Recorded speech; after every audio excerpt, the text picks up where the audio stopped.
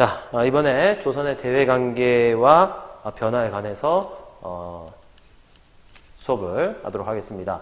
요 부분은 이제 조선의 주로 이제 전쟁 이런 것들과 관련된 대외관계와 다른 나라들과의 관계에 관한 내용입니다.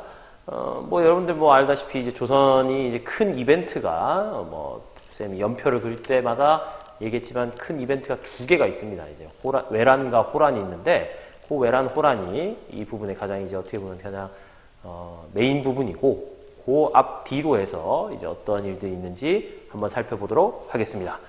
자, 우선 이제 조선이라는 나라가 이제 결국 외교가 매우 중요하죠. 외교 관계를 봤을 때 외교 관계는 기본적인 노선은 우리가 4대 교린이라는 표현을 씁니다. 4대 교린. 그래서 4대 섬긴다는 거예요. 큰 나라를 섬긴다는 것이고 교린은 이웃과 교류하다는 건데 대상은 일본과 여진이 되겠습니다. 일본과 여진인데 우선 명의 경우에는 명나라죠. 명나라의 경우에는 4대 관계를 맺습니다. 4대 관계를 맺는데 이거는 뭐 여러분들 나중에 동아시아사 배우는 친구들은 나중에 이제 배우는 내용인데 조공 책봉 관계를 이제 가집니다. 조공 책봉 관계. 그래서 조공 책봉 관계라는 것이 무엇이냐면은 우리가 명나라한테 선물을 보내는 거예요. 선물을 보내면은 명나라가 우리나라한테 이제 책봉이라고 하는 사실 이제 임명장을 주는 겁니다. 임명장을 주면 이 조공 책봉 관계를 통해서 무역이라든지 문물 교류를 할 수가 있는 거예요. 명나라가 이제 공식적으로 인정해준 나라라는 뜻이죠. 그래서 조공 책봉 관계를 맺는데 뭐 우리가 이제 주로 이제 4대 관계라고 하면 대단히 부정적인 생각을 가질 수 있는데 뭐 우리도 나름 이익을 받습니다. 이걸로 인해서 이익을 받는 면이 어떤 면이 있냐면 명나라의 경우에는 조선이라는 나라가 아무래도 그래도 신경 쓰일 수밖에 없단 말이에요. 그래서 책봉을 함으로 인해서 평화관계를 유지할 수 있는 그런 자신들의 이점이 있는 것이고 우리는 비록 조공을 하지만 명나라가 그 당시에 선진국이란 말이에요. 가장 선진국이니까 선진국과 교류할 수 있는 그러한 명분을 획득했다. 그래서 실제로 이제 경제적 이익을 얻습니다. 명나라의 경우에는 우리나라가 막 찾아오는 걸 좋아하지 않아요. 여러분들. 특히 이제 중국 같은 이제 중국 왕조들은 주변에 여러 나라들이 찾아오면은 뭔가 많이 줘야 돼요. 예를 들면 우리가 선물을 하나 들고 가면 큰 나라잖아요. 큰 나라니까 10개씩 줘야 되는 거예요. 그러니까 자주 찾아오는 거를 원하지 않아요. 그래서 뭐 3년에 한 번씩 와라, 뭐 1년에 한 번만 와라, 이런 식으로 하는데 조선은 나름 이것을 이용을 한다는 거. 그래서 명나라하고는 조공 책봉 관계를 맺었다. 보시면 되겠고. 일본과의 관계는, 일본과 여진의 관계는 이제 여기 나오는 강이라는 거는 강경책입니다. 강경책이고 그 다음에 회는 회유책인데 말을 잘 들으면은 좋게 대해주고 말을 안 들으면 공격한다는 거죠. 한마디로 이제 채찍과 당근을 병행한다는 건데 우선 이제 2번에 들어갈 것이 여진은 우리나라 이제 북쪽에 이제 계속 약탈하러 오고 막 이런단 말이에요. 그래서 이제 세종대 이건 거의 다 세종대입니다. 요 두 개 다 세종대인데 세종입니다. 세종 때 일인데 여진의 경우에는 사군육진을 이제 개척을 합니다. 사군육진을 개척을 해서 사실상 우리나라 영토 국경선이 이제 확정된 사건이 이제 사군육진을 세종 때 개척했다는 것이고 일본의 경우에는 말을 안 들으니까 스시마섬 우리가 이제 제일 가까운 섬인 스시마섬을 토벌을 해서 왜구들을 이제 토벌을 합니다. 그리고 이제 말을 잘 듣는다 하면 여진의 경우에는 무역소라는 걸 지어요. 무역소. 여진족은 유목민족이기 때문에 평상시에 먹을 게 없어요, 여러분들. 거의 뭐 말 타고 이제 뭐 가축 유목하고 막 이러는 건데 먹을 게 없으니까 우리가 이제 무역소를 만들어줘서 여진의 말과 우리의 뭐 식량을 교환한다든지 그런 이제 약간 여진족이 살 길을 터주는 거죠. 그리고 귀순을 장려했습니다. 그래서 여진족 중에서 만약에 난 조선이 좋아요, 가고 싶어요 하면은 조선왕조에서 받아줬다라는 거. 일본의 경우에는 삼포를 개항합니다.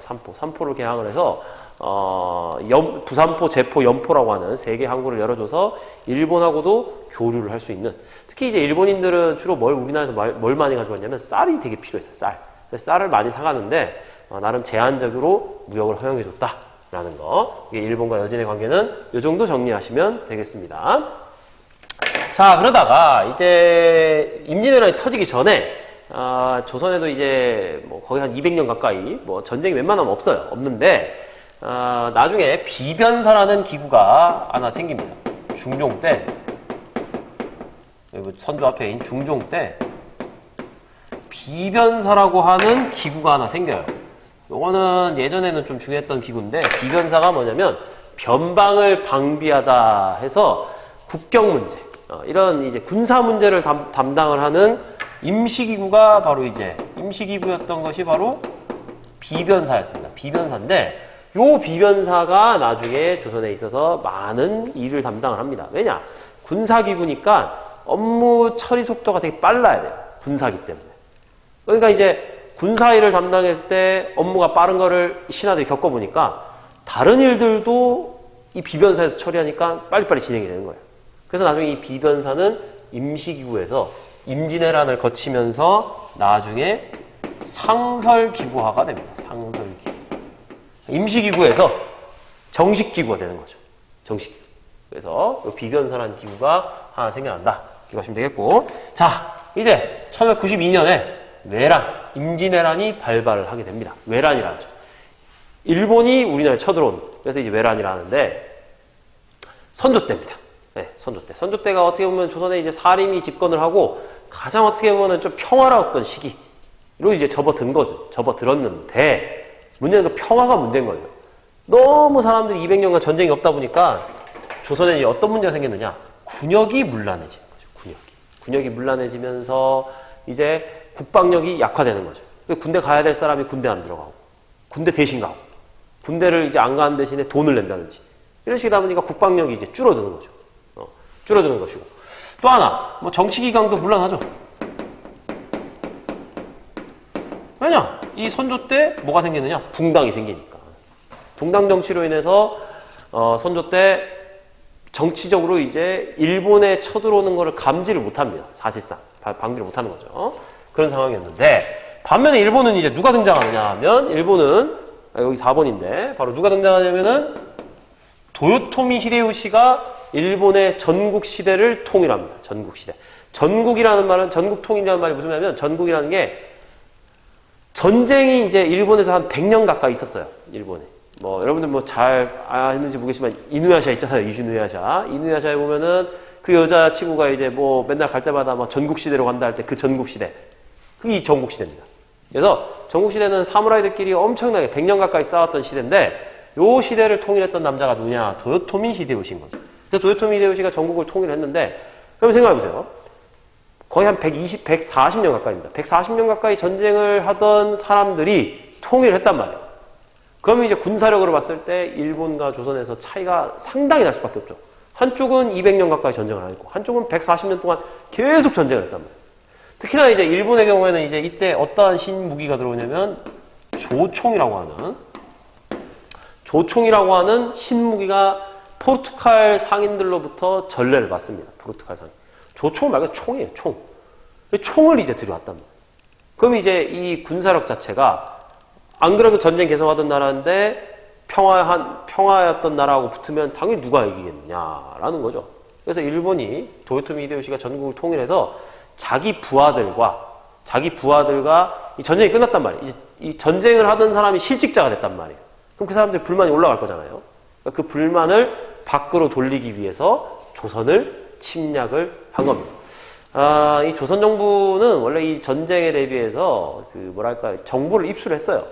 실제로 일본에서는 이 전쟁이 일어나는 걸, 임진왜란이 일어나는 걸 원하지 않았어요. 왜냐? 전쟁이 다 끝났는데, 이제 평화롭게 살면 되는데, 갑자기 도요토미 히데요시가 전쟁하자고 갑자기 또. 그러니까 일본인들은 미치는 거예요. 그래서 뭐 조총도 보내고, 이런 거 우리가 가지고 있으문이다! 이러면서 막 보내고. 근데 이제 조선 정부의 반응은, 뭐, 그래서 어쩌라고. 이런 반응이에요. 그나마 다행인 거는, 이제, 혹시 모르니까, 일본이 혹시 모르니까, 쳐들어올지 모르니까, 이제, 전라도 쪽, 전라 좌수영의 좌수사로 이순신을 보냈다는 거. 그거 하나가 어떻게 보면은, 뭐, 조선을 가장 살린, 넘버원 정책이지 않았나 싶습니다. 여튼, 일본군이 조선을 침략을 합니다. 급작스럽게 침략하는데, 그 당시 병력이 한 15만 가까이 쳐들어와요. 15만 가까이 쳐들어오는데, 조선군은 얼마인지도 몰라요. 조선군은 얼마인지도 모르고, 조선군은 사실상 완전 박살이 납니다. 그래서 박살이 나서, 여러분들, 교과서, 55쪽 보면은, 이제 임진왜란의 격전지들이 나옵니다. 그거는 여러분들 좀 별표 치시고, 교과서 54쪽, 55쪽에 있는 지도들도 마찬가지로 여러분들 별표를 좀 쳐놓기 바랍니다. 어느 사건인 정도는 이제 알아야 되니까. 그래서 조선이 이제 어디까지 이제 몰리느냐? 함경도까지 이제 평안도까지 조선이 일본군한테 땅을 뺏기죠. 그럼 우리의 선조, 왕은 무엇을 하셨는가? 왕은 앞에서 진두지휘해서 싸우는 것이 아니라 도망가 버렸죠. 네. 계속 도망갔다. 어디까지 도망갔느냐? 의주까지 도망가. 의주. 압록강 건너면 이제 바로 중국인 그 동네인 의주까지 도망간다는 거죠.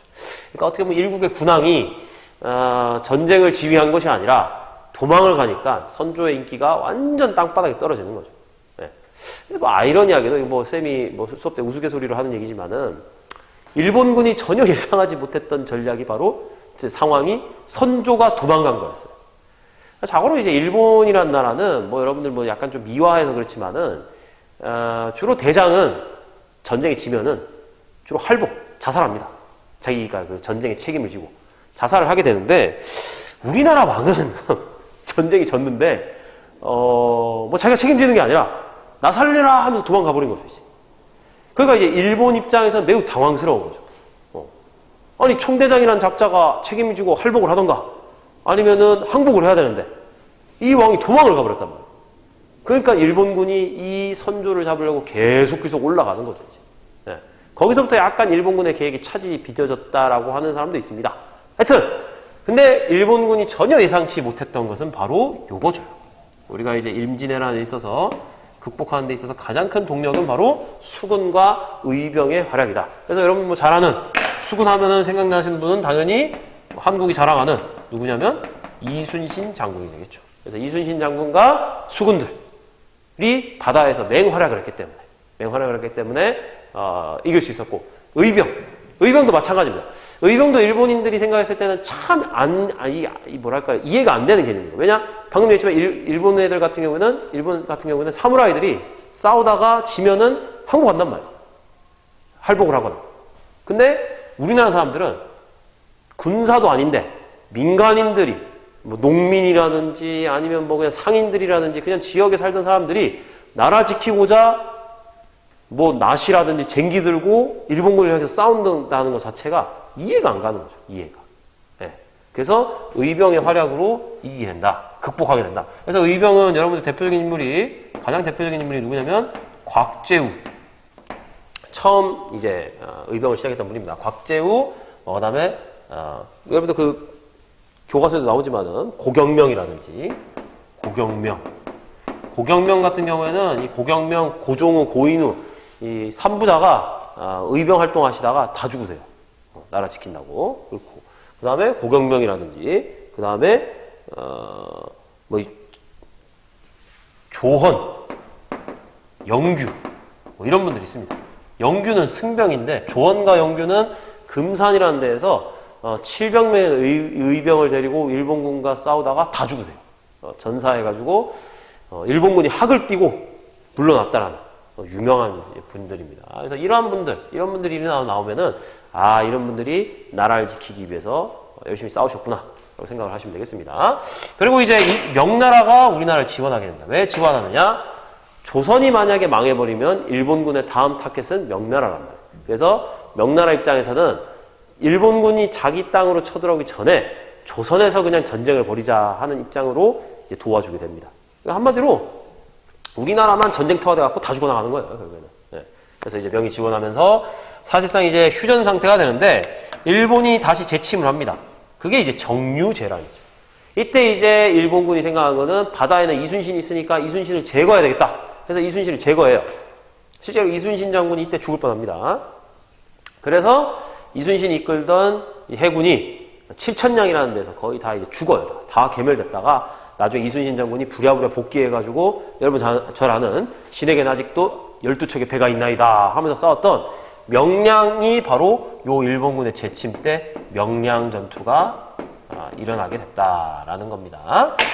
그리고 이제 전투는 계속 이제 교착 상태에 빠지다가 결국은 도요토미 히데요시가 죽어요. 죽으면서 유언으로 조선에 가 있는 병력 다 유턴해 해가지고 일본군 철수하면서 결국에는 전쟁이 끝나게 되었다라는 겁니다. 그래서 이제 1592년부터 7년간 됐다 해가지고 뭐 7년 전쟁이라고 합니다. 7년 전쟁이라고. 요거는 이제 여러분들 그냥 이제 개인적 상식인데 임진왜란에 3대 대첩이 있습니다. 3대 대첩. 그래서 3대 대첩이 뭐냐면 이순신 장군이 대승을 이뤘던 한산도 대첩. 요거는 여러분들 세계 해군 역사에서도 아주 중요한 뭐 의미가 있는 전투가 바로 한산도 대첩입니다. 그 다음에 진주 대첩. 진주에서 김시민 장군이 이끌던 진주 군민이 이제 일본군을 하고 상대로 해서 일주일 가까이 싸워서 승리했던 전투가 진주 대첩이고, 마지막이 행주 대첩. 권율 장군이죠.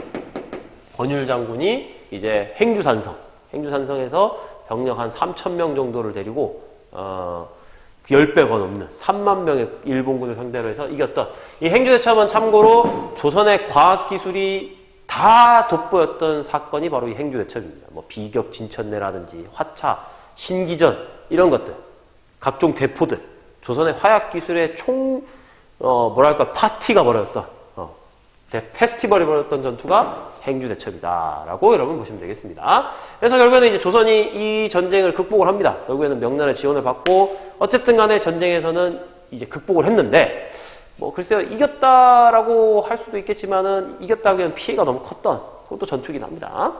자, 그럼 영향이 어떤 게 있느냐? 영향은 조금 임진왜란 관련해서 좀 잘 나오는데, 조선의 경우에는 일단 국토가 황폐화되고 인명이 엄청나게 죽었습니다. 아무래도 이제 전쟁터가 우리나라가 되다 보니까 국토가 황폐화됐고, 특히 이제 얼마나 황폐됐냐면은 전쟁을 하다 보니까 농사를 지을 수가 없잖아요. 완전 쑥대밭이 된 거죠. 쑥대밭. 그래서 여러분들 왜 지저분하면 막 이렇게 왜 이렇게 쑥밭이 되었어? 쑥밭 되었네. 이렇게 얘기하잖아요. 그 쑥밭이 되었다. 그 인명 피해. 이때 일본군이 이제 자기가 이제 도요토미 히데요시한테 얼마나 사람 많이 죽였는지 알리기 위해서 이제 맨 처음에 목을 잘라갔어요. 목을 잘라갔는데 목이 무거우니까 나중에 도요토미 히데요시가 그러면 귀 잘라와라 해가지고 이제 귀를 잘랐단 말이에요. 귀나 코를 잘랐어요. 귀나 코. 그래서 이제 조선인들의 코하고 귀가 없어요. 코하고 귀는 없어도 살 수 있으니까. 그래서 요 코하고 귀를 잘라가지고 일본에 가서 보냈다는 거죠. 그래서 여러분들 일본의 교토에 가면은 귀무덤이라고 하는 무덤이 있습니다. 그 무덤이 이제 조선인들의 코하고 귀가 다 묻혀 있는 거죠. 네. 그래서 인명피해가 됐고. 그 다음에 요거는 이제 어떤 문제냐면 신문제가 동요됐습니다. 이게 무슨 말이냐면 임진왜란을 거치면서 경복궁이 불타요. 네. 한양이 함락당하면서 이제 경복궁이 이제 불타는데 노비들이 불을 질러요. 노비들이 불을 질러서 노비 문서가 다 날아가 버려요. 그러니까 사실상 신문제가 동요될 수밖에 없죠. 왜냐? 노비 문서가 없으니까 누가 노비인지 모르는 거예요. 그래서 이제 신문제가 동요하게 되었다라는 거죠. 그다음 중국은 이제 명나라가 쇠퇴하게 됩니다. 명나라가 왜 쇠퇴하게 되느냐?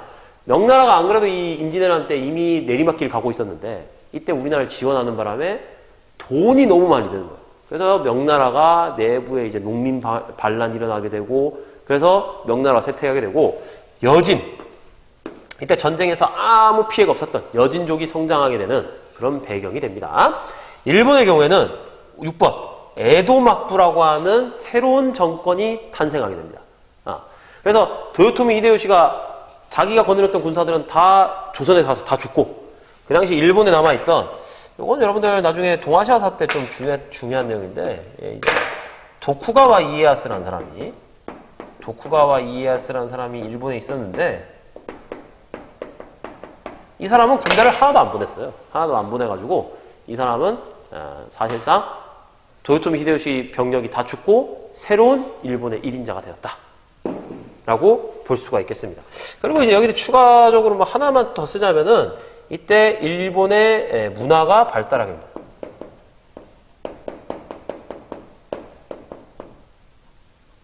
특히 도자기. 그래서 일본이 우리나라의 도자기 만드는 사람들을 많이 데려가요. 그래서 왜냐면 이제 그 당시 일본에서 가장 유행하던 그 사치품 중에 하나가 조선 찻잔이었어요. 조선 찻잔. 그래서 조선 찻잔을 만드는 도공들을 일본 애들이 다 데려가서 일본에서 엄청난 대접을 해줍니다, 여러분들. 그래서 이제 가장 유명한 사람이 이삼평이라는 사람이 있어요. 이삼평. 그 사람이 이제 도조라고 하는데, 도조는 도자기의 신, 도자기의 조상, 뭐 이런 뜻이에요. 이삼평이라는 사람이 어떤 대접을 받았냐면, 조선에 있어봐야 뭐 물건 만들어봐야 뭐 관에서 뺏어가가지고 그냥 뭐 잘 만들었네 하고 가져가 버리는데, 일본 애들은 이 사람을 완전 신으로 모셔가지고 도자기 만든 가마터에 성을 지어줘. 성 지어주고 땅 주고 노비들 주고 그래가지고 사실상 성주로 만들어서 도자기만 넌 구워라 라고 할 정도로 엄청나게 되잖아요. 그래서 일본 도자기가 발전하게 되는 계기가 바로 일본 외란이다 라고 보시면 되겠습니다. 그래서 외란은 사실상 도자기 전쟁이라고도 또 불립니다. 일본 문화가 워낙 발전했기 때문에. 그래서 이렇게 전쟁이 끝났습니다. 끝났고, 자, 그 다음에 이제 광해군이 즉위했는데, 광해군은 어떤 입장이었냐면, 이제 중리외교, 우리가 이제 많이 들어봤던 중리외교라는 외교를 하게 됩니다. 왜냐? 이제 일본하고는 이제 끝났고, 이제 문제가 되는 나라는 바로 이제 후금이란 말이에요. 명과 후금인데, 명과 후금과의 관계에서 명은 지는 나라고, 후금은 뜨는 나라란 말이에요. 근데 명나라는 전통적으로 조선이 4대 관계를 하던 나라예요. 근데 후금은 오랑캐라 불렸던 애들이란 말이에요. 근데 오랑캐는 세지고 원래 섬겼던 나라는 약해지고 있고. 그러니까 이제 갈등이 생긴 거예요. 신하들은 명나라 섬겨라 하고 있는데 광해 입장에서는 명나라 섬겨다가 후금한테 공격받으면 나라가 망한단 말이에요. 그래서 중간에서 적절하게 있는 중립외교라는 거를 펼쳤다. 그래서 이제 광해군의 이제 광해군이 이제 아주 높은 평가를 받는 게 바로 이 중립외교인데, 안타깝게도 여러분들 알다시피 광해군에서 인조로 바뀌는 인조 반정이 일어나죠. 인조 반정이 일어나면서 인조 정권은 이 광해군의 중립외교를 다 뒤집어 버립니다. 그래서 친명배금, 명나라하고 친하게 지내고 후금을 배척한다. 시대 역행이죠. 그래서 결국엔 후금이 쳐들어옵니다. 너네 뭐한 짓이야? 이러면서 쳐들어온 거죠, 이제. 그래서 이때는 별로 안 쳐들어옵니다. 1627년 정묘호란 때는 이때는 크게 안 쳐들어오고 다만 형제 관계를 체결하는 데 하고 돌아가 버려요. 이 정묘호란 때입니다. 근데 병자호란, 이제 9년 뒤죠. 병자호란 때는 상황이 좀 달라집니다. 병자호란 때는 후금이 나라 이름을 청으로 바꿔요. 대청으로 바꿉니다. 대청. 청으로 바꾸고 황제를 칭해요. 황제를 칭하면서 우리나라한테 뭘 요구하느냐? 군신 관계를 요구합니다. 조선에다. 우리는 이제 황제니까 니네는 이제 우리 섬겨라 라고 요구를 한 거죠. 근데 이 조선이 이제 폐기의 조선이 거부를 해요. 싫다! 이렇게 한 거죠. 근데 이제 조선 내부에서는 주화론과 척화론이 엄청 대립을 합니다. 주화론은 뭐냐면 청나라가 너무 세니까 수용하자. 척화론은 무슨 소리냐? 우리가 섬겨야 될 나라는 명나라다. 하면서 이제 반발했단 말이에요. 그래서 결국에는 이제 거부를 해서 들어올 테면 들어와봐 이랬는데 청나라가 진짜 쳐들어온 거예요. 청태종이 쳐들어와서 결국에는 인조가 어디로 도망가느냐? 여러분들 알다시피 남한산성으로 도망가죠. 영화 남한산성도 있지 않습니까? 남한산성에 가서 항전을 하는데 사실상 이제 한 45일 가까이 이제 갇혀서 싸워요. 이제 싸우긴 싸우지만 병력 숫자라든지 그 다음에 보급 이러한 것들에 문제가 생겨서 결국에는 삼전도, 지금의 이제 잠실 쪽인데 삼전도에 나와서 결국에는 청나라 황제인 청태종에게 여러분들 들어봤겠지만은 삼고구고두례라 해가지고 머리를 이제 9번 조아리면서 3번 조아리면서 3번 절하는, 한 번 절할 때마다 머리를 3번 이제 땅에 찧어야 되죠. 청나라 항복예식을 하게 되는 삼전도의 굴욕을 겪게 됩니다. 그리고 군신관계, 청나라하고는 군신관계를 체결하게 된다. 그리고 또 더 추가적으로 이제 소현세자하고 복림대군을 인질로 보내는, 어떻게 보면은 명분에 집착하다가 결국에는 이제 치욕스러운 일을 당하게 되었다라고 여러분 아시면 되겠습니다. 이게 병자호란입니다. 자, 그 다음에 이제 효종. 이제 어저께도 배웠지만 효종은 자기 아버지가 당한 것들을 한번 복수하자 해서 북벌론을 주장합니다. 북벌론이라는 건 청나라를 치자, 청나라 공격하자. 근데 사실상 이제 소리 없는 아우성이라고 해야 될까요? 네. 만약에 북벌을 했으면은 조선 망했습니다. 청나라는 이때 이미 전성기로 들어간 시즌이고, 이 북벌론은 여러 가지 얘기가 있습니다. 진짜 효종이 진짜 실제로 북벌을 추진하였는가? 그가 북벌을 추진했던 이유는 무엇인가? 라는 약간 그런 여러 가지 논란이 좀 있습니다. 그래서 북벌론은 청나라를 치자라는 거고, 반대로 이제 이 북벌론에 대해서 반대로 나타나는 것이 바로 북학론이죠. 왜냐? 청나라가 그 당시에 아까 얘기했지만 전성기란 말이에요.